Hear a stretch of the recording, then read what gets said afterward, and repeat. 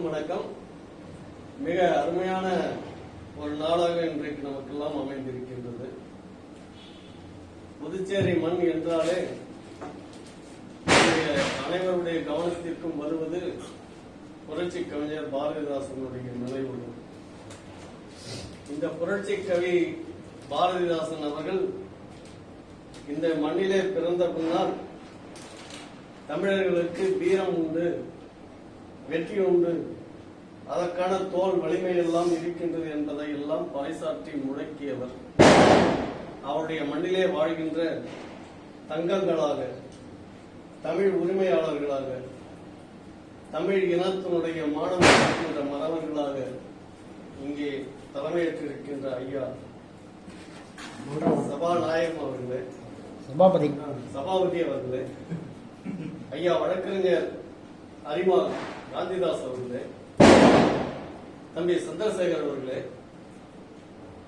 தம்பி சரவணன் அவர்களே, எல்லோருக்கும் முத்தாய்ப்பாக உலக தமிழ் கழகத்தினுடைய ஒரு தலைவராக இப்பொழுது நம்முடைய தமிழ் இனத்தினுடைய பெரும் அடையாளமாக, தமிழ் என்பது செம்மொழி, அது தனிமொழி, அதற்கு எந்த மொழியும் கலந்து பேச வேண்டும் என்கின்ற ஒரு நிலைப்பாடு இல்லை என்பதை உறுதி செய்த தற்கால தமிழறிஞர் ஐயா பாவாணர் அவருடைய நினைவால் அம்மா பாவாணர் உலக தமிழ் கழகத்தை அமைத்திருக்கின்ற ஐயா அரிமா அவர்களே, உங்கள் அனைவருக்கும் என்னுடைய அன்பான வணக்கம். ஒரு நல்ல நாள் நாமெல்லாம் இணைந்திருப்பது, உலகத்தில் இருக்கின்ற தமிழர்கள் எல்லாம் ஒன்றாக இணைவார்களா என்ற ஒரு கவலை நமக்கெல்லாம் இருக்கின்றது. நான் வருகின்ற பொழுது எங்களுடைய தமிழர் தன்னுரிமை இயக்கத்தினுடைய பொதுச் செயலாளர் தமிழா பாண்டியன் அவர்கள் அதைத்தான் சொல்லிக் கொண்டு வந்தார். இன்றைக்கு தமிழர்கள் எல்லாம் இணைந்து ஒன்றாக அமைந்தால் நம்முடைய எதிரிகள் என்பதெல்லாம் இல்லாமல் போய்விடுவார்கள். நமக்கு பல முனைகளில் எதிரிகள். வடக்கிலிருந்து பார்த்தால் அரசியல் எதிரிகள், கிழக்கிலிருந்து பார்த்தால் இலங்கையிலே சிங்களவர்கள் எதிரிகள், மேற்கிலிருந்து பார்த்தால் நாம் இழந்து விட்ட நிலை, தமிழ் நிலமெல்லாம் பறிபோய்விட்டதே என்கின்ற கவலையில் மேற்கிலேயும் வடக்கிலேயும் இருக்கின்ற ஒரு நிலைமைகள். இதனுடைய தமிழ்நாட்டிற்கு உள்ளே தமிழ் மொழி இல்லையே என்கின்ற கவலை நமக்கெல்லாம் நிறைய இருக்கின்றது. இந்த வேளையில் தான் தீபாவளியை கொண்டாடுகின்ற மக்கள் எல்லாம் கொண்டாடட்டும், ஆனால் நமக்கு தமிழ் மொழி தான் கொண்டாட வேண்டிய சூழ்நிலையிலே இருக்க வேண்டிய ஒரு கடமையாக இருக்கின்றது என்பதை உணர்ந்து நாம் எல்லாம் இங்கே ஒரு கலந்துரையாடல் போல கூடியிருக்கின்றோம். ஆனால் தமிழ் மொழிக்கு தொடர்ந்து பல்வேறு இடுக்கண்கள் வந்து கொண்டே இருக்கின்றன. காலங்களோர் ஒரு காலத்தில் தமிழ் மணிப்பிரவாளம் என்று தமிழோடு சமஸ்கிருதத்தை கலந்து பேசினால்தான் ஒரு பெரிய அழகு, அறிவு என்ற நிலைமை இருந்தது.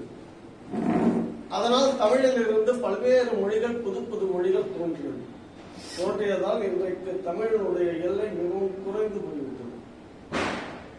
ஆனால் அதே சூழ்நிலையில இருந்தால் இன்றைக்கு தமிழ் அழிந்து விட்டது. ஆனால் அப்படி அழியாமல் காத்தவர்கள் தான் தனித்தமிழ் இயக்கம் தோன்ற காரணமாக இருந்த மறைமலை அடிகளார் அவர்கள்.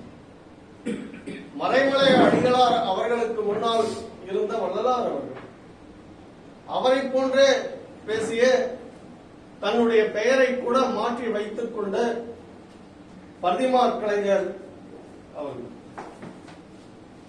அவருக்கு முன்னால் இருந்த புலவர்கள் எல்லாம் தமிழிலே பாடினார். தேவாரம், திருவாசகம், இன்னும் 1000 பாடல்கள், 4000 திவ்ய பிரபந்தம். அப்படியே பின்னோக்கி செல்ல செல்ல தமிழ் மட்டுமே பாடல் மொழியாக இருந்தது, ஆட்சி மொழியாக இருந்தது, அரசியல் மொழியாக இருந்தது, பேச்சு மொழியாக இருந்தது, வழக்க மொழியாக இருந்தது. கடலிலே போகின்ற மீனவர்கள் எல்லாம் தமிழிலே எத்தனை காற்று வகைகள் எல்லாம் கண்டு மொழிந்தார்கள். உடலே வருகின்ற நோய்களுக்கெல்லாம் காரணம் என்ன? 3 தான் என்று கண்டுபிடித்து சொன்னார்கள் சித்தர்கள். எத்தனை 1000 புலவர்களும் எத்தனை 1000 சித்தர்களும் தோன்றிய இந்த மண்ணில் நம்முடைய மொழி இன்றைக்கு நிலைக்குமா என்கின்ற கவலை நமக்கு அதிகமாக தோன்றியிருக்கிறது. இந்த கவலையை போக்கின்ற அருமருந்தாக இப்பொழுது நம்முடைய அரிமா அவர்களைப் போல, ஐயா காந்திதாஸ் அவர்களைப் போல, தலைவர் சபாநாயகம் அவர்களைப் போல நிறைய நிறைய தோன்றியிருக்கிறது. ஆனால் ஒவ்வொருவரும் ஒவ்வொரு அமைப்பாக இருக்கிறது. ஒரு ஆறாக ஓட முடியாமல் ஒரு குட்டைகளாக பல்வேறு இடங்களில் தேங்கி தேங்கி தேங்கி தேங்கி தேங்கி தனித்தனியாக இருப்பதால் தமிழர்களுடைய உண்மையான வீரம், செழிப்பு, ஒற்றுமை உலகத்திற்கு தெரியவில்லை. அப்படி தமிழர்களுடைய ஒற்றுமை தெரியாததால் இன்றைக்கு தமிழ் நிலத்திலேயே தமிழ் இல்லாமல் தவிக்கிறது. தமிழ் என்றால் என்ன? தமிழ் என்ன வெறும் பேச்சு மொழியா? தமிழ் மொழிதான் உலக மொழிகளிலேயே அதிகமான இலக்கியங்களை படைத்து வைத்திருக்கின்ற மொழி. தமிழ் மொழிதான் வானிலை இன்றைக்கும் தன்னுடைய கையிலே வைத்திருக்கின்ற மொழி. தமிழர்கள் தான் உழவும் நெசவும் செய்தவர்கள். தமிழர்களுடைய இலக்கியங்கள் தான் ஆன்மீகம், தெய்வங்களை ஒவ்வொன்றையும் அணு அணுவாக சொல்லுகின்றன. நாம் நம்முடைய பாடத்திட்டங்களை இன்றைக்கு படிக்கின்ற பொழுது பாடத்தில் வருகின்றவையெல்லாம் தற்கால குறிப்புகளாக இருக்கிறது. உலகம் தட்டை என்று சொல்லுகின்றார். கலிலியோ சொன்னார் உலகம் தட்டை என்று. ஆனால் அதற்கு முன்னால் எழுதிய இலக்கியங்கள் எல்லாம் பல்வேறு உலகம் ஞானம் என்று சொல்லுகின்றன. ஞானம் என்றால் தொங்கிக் கொண்டிருக்கிறது, தட்டை அல்லது, உழவுகின்றது, உலகம் அது, வைத்திருக்கின்றது, வையகம் இது, அனைத்தையும் சொல்லிக் கொண்டிருக்கின்ற சொற்களாக தமிழ் இன்றைக்கு பெரிய அறிவியல். தீ என்றால் எத்தனை வகை, காற்று என்றால் எத்தனை வகை, நீர் என்றால் எத்தனை வகை, வான் என்றால் எத்தனை வகை, விண் என்றால் எத்தனை வகை, அனைத்தையும் சொல்லுகின்ற மொழியாக. அதனால்தான் பாரதி சொன்னான், இந்த புதுமையிலே வானை அளந்த மொழி, மண்ணை அளந்த மொழி, மக்களுடைய உயிர் நாடி துடிப்புகளை எல்லாம் சொல்லிய மொழி தமிழ் மொழி. தமிழ் மொழிக்கு ஒரு இல்லையே. என்ன காரணம்? நான் இங்க வந்த பொழுது ஐயா அவர்கள் எழுதி வைத்திருக்கின்ற இந்தியாவுடைய வரைபடத்தை பார்த்தேன். அந்த வரைபடத்தில் ஆ என்று தமிழில் எழுதியிருக்கின்றார், அடியே ஆ என்று இந்தியிலே எழுதியிருக்கின்றார், தேவநகரிலே எழுதியிருக்கின்றார். அந்த ஆவும் இந்த ஆவும் சேர்ந்தால் ஒரே ஆவணம், ஒண்ணுதான். அதை நம்முடைய வள்ளுவன் எப்போது சொல்லியிருக்கான்? அகர முதல எழுத்தெல்லாம் ஆதி பகவன் முதற்றே உலகம். அகரம் என்பதை முன்னால் வைத்துத்தான் எல்லா மொழிகளும் இருக்கின்றது. அப்ப உலக மொழிகள் எல்லாம் அவர் எப்ப கற்றிருப்பாரு, அறிஞ்சிருப்பாரு. அப்பொழுது வானூர்தி கிடையாது, தொலைபேசி கிடையாது. நம்ம எழுத்துனா ஹிந்தியில, சமஸ்கிருதத்துல, இந்தியா முழுவதும் கிரேக்கத்துல, இங்கிலீஷ்ல எல்லாம் நம்ம ஆனாதான். எல்லா மொழிகளையும் தமிழ் மொழிதான் தன்னகத்தே வைத்திருக்கின்றது. எண்ணென்ப ஏனைய எழுத்தென்ப சொல்லுவதில் கூட பாருங்கள். முதலில் எண் தான் தோன்றியது, முன்னால் எண் தான் தோன்றியது என்பது உறுதியானது. ஊமைகளாக பேசிக்கொண்டு பேச முடியாத நிலையிலே எண் தோன்றிவிட்டது. 1, ஒரு விரல், 2, 3, 4, 5 குறிப்புகள். அதன் பின்னால் தான் எழுத்து வந்தது. ஆனால் இந்த எண்களை கூட இப்பொழுது தமிழில் எழுதுவார் எத்தனை பேர்? வரங்க கூட 1, 2, 3 சொல்லுங்க. ஆனால் அந்த 1, 2, 3 கூட அது கூட தமிழ் தந்ததுதான் உலகிற்கு.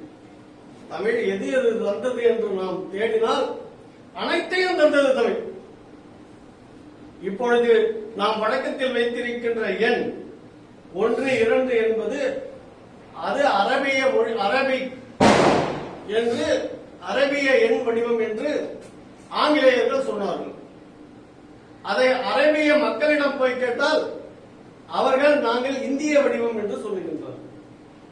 இந்திய வடிவம் என்று தேடினால் எந்த மொழி எழுத்தோடு இந்த எண்கள் எல்லாம் ஒத்து வருகின்றது என்று பார்த்தால் தமிழ் மொழியோடு தான் ஒத்து வருகின்றது.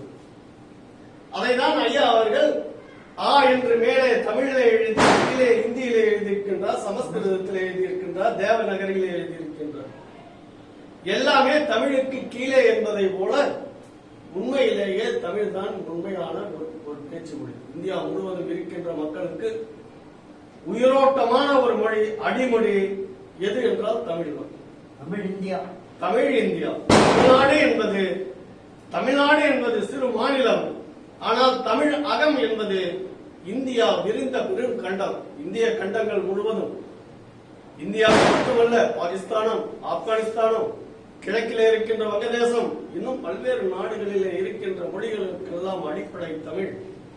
அன்னை தமிழ் தான் இப்பொழுது அப்பா என்று பேசப்படுகின்றது, அம்மா என்று மொழியப்படுகின்றது. ஆங்கிலத்திலே மதர் என்பதற்கும் அம்மா என்பதற்கும், அம்மா என்பதுதான் கொடுத்த ஒரு கொடை.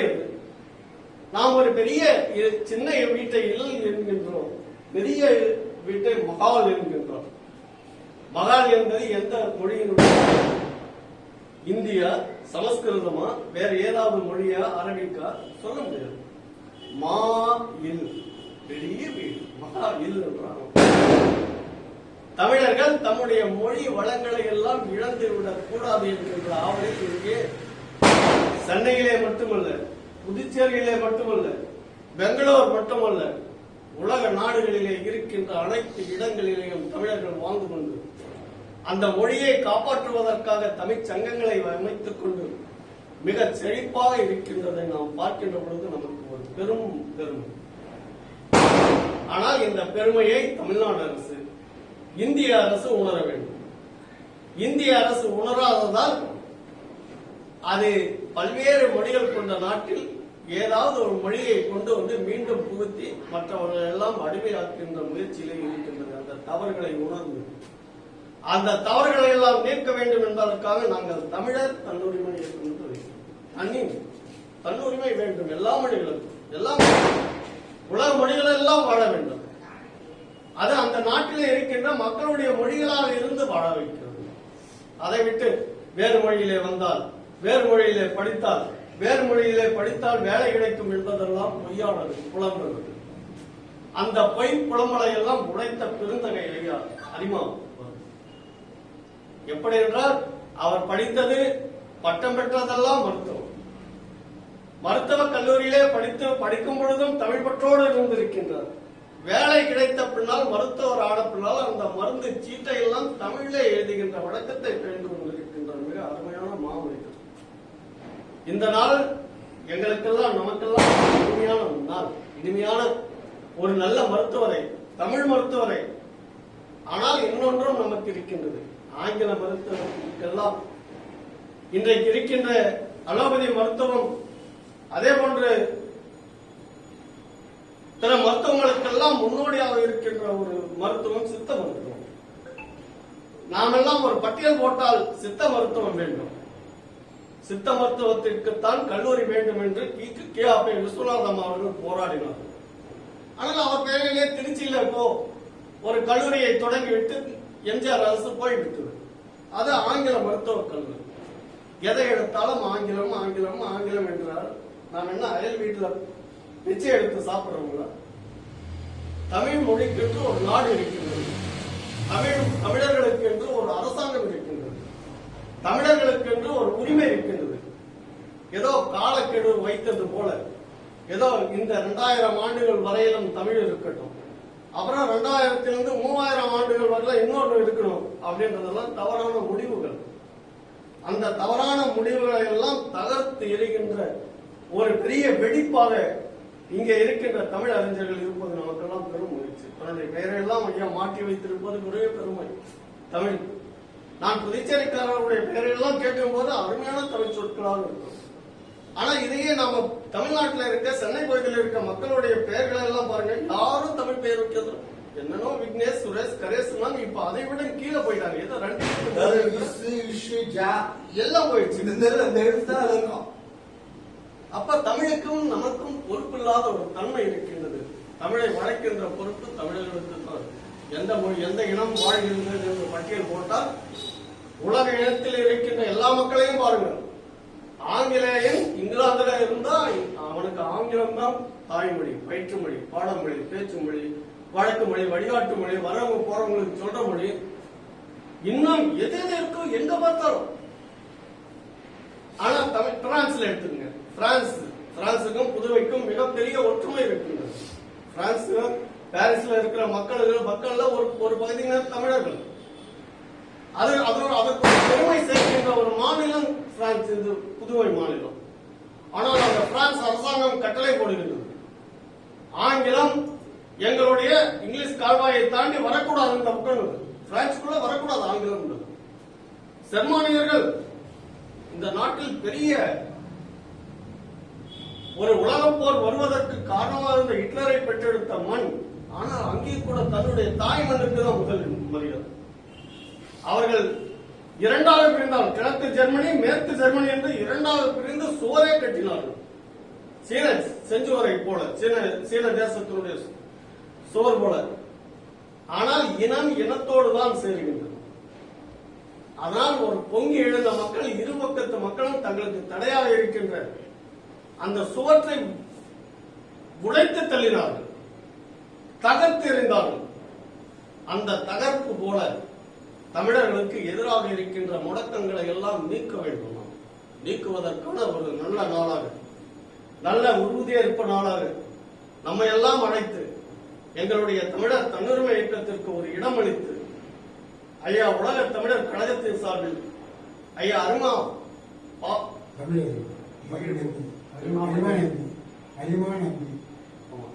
ஐயா அரிமா நம்பி அவர்கள் அழைத்தது மிகப்பெரிய மகிழ்ச்சியாக இருக்கிறது. அம்மா பாவாணர் உலக தமிழ் கழகம். பாவாணர் மறக்கவே முடியாது. அண்மை காலம் வரையில் பாவாணரை போல ஒரு தமிழர் இல்லை. ஆனா அவரை தமிழ் அரசு சரியாக பயன்படுத்திக் கொள்ளவில்லை. போதாது, அதுவெல்லாம் போதாது. நீங்க தமிழை கல்வியிலே இருந்து நீக்கி இருக்கக்கூடாது. தமிழ்நாடு அரசு தமிழை விருப்ப பாடமாக ஆக்கி இருக்கக்கூடாது. கல்லூரிகள் எல்லாம் தமிழ் கல்லூரிகளாக இருக்க வேண்டும். தமிழ் பாடமொழி பள்ளிக்கூடங்களாக இருக்க வேண்டும். அதையெல்லாம் தமிழ்நாடு அரசு மாற்றிவிட்டது. அதெல்லாம் வேதனை இன்றைக்கு இருந்திருந்தால் இன்னும் சீக்கிரமாக இருந்து போயிருப்பார் ஐயா பாவேந்தர் அவர்கள், பாவாணர் அவர்கள். தமிழை வைக்க வேண்டிய இடத்திலே வைக்க வேண்டும். அதற்கான நிலைப்பாடுகளை எல்லாம் நாம் எடுப்பதற்கான ஒரு நல்ல சந்திப்பாக இன்றைக்கு அமைந்திருக்கின்றது. நாம் எல்லாம் ஒன்றாக இணைந்து செயல்படுவோம். புதுச்சேரி இன்னொரு மாநிலம், தமிழ்நாடு தலை மாநிலம், புதுச்சேரி இன்னொரு மாநிலம், அந்தமான் நிக்கோபர் தீவுகள் எல்லாம் தமிழ்நாட்டினுடைய இன்னொரு சொத்துக்கள். அந்தமான தீவு பேரே தமிழ். நாம் எல்லாம் தூங்கிக் கொண்டிருப்பதாலும், திரைப்பட நடிகைகளை பார்த்து அரசியல் செய்வதாலும், பொய் பேசிக் கொண்டு காலத்தை தள்ளுகின்றவர்களை பெரும் தலைவர்களாக ஏற்றுக்கொண்டிருப்பதாலும் நிகழ்காலம் இருளாக இருக்கின்றது. இந்த இருளிலே இருந்து நாம் எல்லாம் வெற்றி நடைபோட வேண்டும் என்றால் இருள் பகலாக்குகின்ற ஒரு நல்ல வேலையை உருவாக்க வேண்டும். அதை உருவாக்குகின்ற தளத்தை இன்றைக்கு புதுச்சேரியிலே காலூன்றி வைத்திருக்கின்றோம். மிக்க மகிழ்ச்சியோடு உங்கள் அனைவருடைய கலந்துரையாடலையும் கேட்டு நாங்கள் இன்புற்றதை போல நாம் எல்லாம் கைகோர்த்து தமிழை வளர்ப்போம், தமிழர்களுடைய நலன்களை வளர்ப்போம், வாழ வைப்போம், தமிழர்களை உலக அரங்கிலே இந்திய அளவிலே முன்னெடுப்போம் என்று கூறி உங்கள் அனைவருக்கும் என்னுடைய அன்பான வணக்கம். நன்றி. வாழ்க.